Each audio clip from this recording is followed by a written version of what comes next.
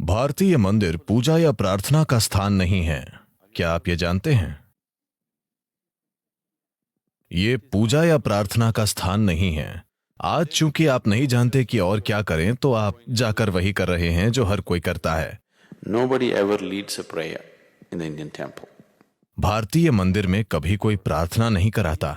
एक पूरा विज्ञान है। मंदिर बनाने का एक पूरा विज्ञान है। इसे आगम शास्त्र कहते हैं। अगर मूर्ति का रूप और आकार, मूर्ति की मुद्राएं, प्राण प्रतिष्ठा करने के लिए इस्तेमाल में लाए गए मंत्र, गर्भगृह का रूप और आकार, बाहरी परिक्रमा, ये सभी चीजें, ये 5 मूल तत्व हैं। अगर इन 5 चीजों को ठीक से व्यवस्थित किया जाए तो ये ऊर्जा का एक बहुत शक्तिशाली स्थान बन जाएगा।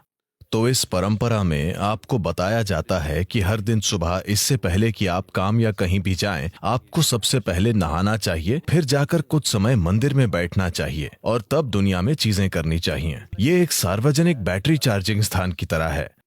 जब आप दुनिया में कुछ करते हैं तो दुनिया की प्रकृति, भौतिक दुनिया ऐसी है कि दुनिया में आपका हर लेन देन ऐसा होता है, मेरा फायदा आपका नुकसान है, आपका नुकसान मेरा फायदा है। अगर आप एक खास तरह से नहीं हैं तो आपके जीवन के हर लेन देन में टकराव की संभावना होती है।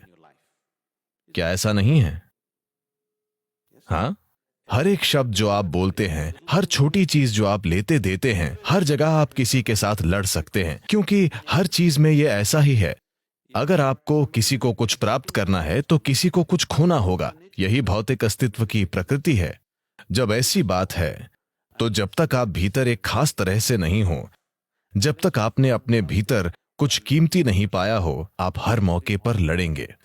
लोगों को सड़कों पर गाड़ी चलाते हुए देखिए, वे सभी कगार पर होते हैं। छोटी सी बात पर वे एक दूसरे पर झपटने को आमदा हो जाएंगे, है कि नहीं? सड़क आपकी संपत्ति नहीं है। अगर आप बस अपनी लेन से दूसरे की लेन में जाते हैं या वो आपकी लेन में आता है या कुछ होता है, मैंने लोगों को पूरी तरह भड़कते हुए देखा है। और क्या आप ऐसा देखते हैं?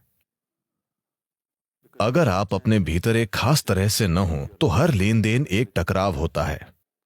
तो हर दिन आप मंदिर जाते हैं, अपनी बैटरी चार्ज करते हैं और फिर बाहर जाते हैं ताकि आप दिन को आसानी से गुजार कर वापस आएं।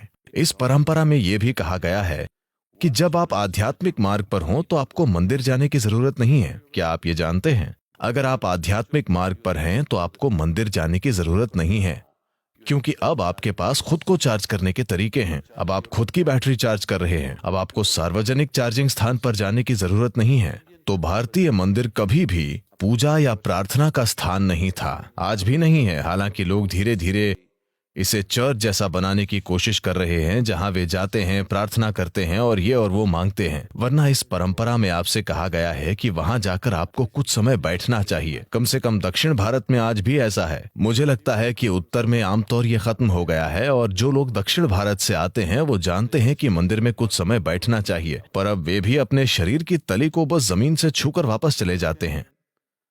ऐसे जीवंत मंदिर मौजूद हैं जो बहुत ही शक्तिशाली हैं। उन्होंने आपको ध्यान लिंग मंदिर के बारे में कुछ दिया है? इस मंदिर में कोई रीति रिवाज नहीं होता, कोई पूजा नहीं होती, कोई प्रार्थना नहीं होती, कोई चढ़ावा नहीं चढ़ता। यहाँ हमेशा बिल्कुल मौन रहता है। आप आकर वहां बैठिए। जो इंसान ध्यान के बारे में कुछ भी नहीं जानता, वो भी बिना किसी निर्देश के वहां बैठकर ध्यान मग्न हो जाएगा। वो ऊर्जा ही वैसी है। अगर आप थोड़े संवेदनशील हैं तो ये आपको रीढ़ की जड़ से हिला देगा। ये इतना शक्तिशाली है, आप पर इसका असर इतना विशाल होता है। सभी मंदिरों को इसी तरह बनाया गया था, लेकिन विभिन्न उद्देश्यों के लिए। कुछ शारीरिक खुशहाली के लिए, मानसिक खुशहाली के लिए, भौतिक खुशहाली के लिए। इस तरह कई तरह के मंदिर बनाए गए। इसका एक पूरा विज्ञान है।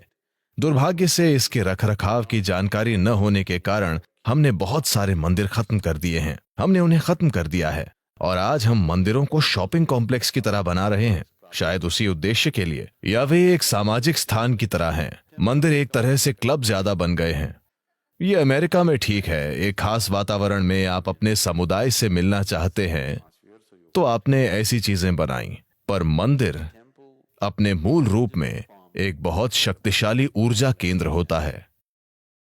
ये लोगों को जीवन के एक बिल्कुल अलग आयाम से परिचित कराने का साधन है। उसे खत्म नहीं होना चाहिए, उसे दुनिया में मौजूद रहना चाहिए। ये बहुत महत्वपूर्ण है, पर इसका विज्ञान आमतौर पर खो गया है। इसे सिर्फ कर्मकांड की तरह किया जा रहा है, इसमें शामिल जटिलताओं को बिना जाने किया जा रहा है।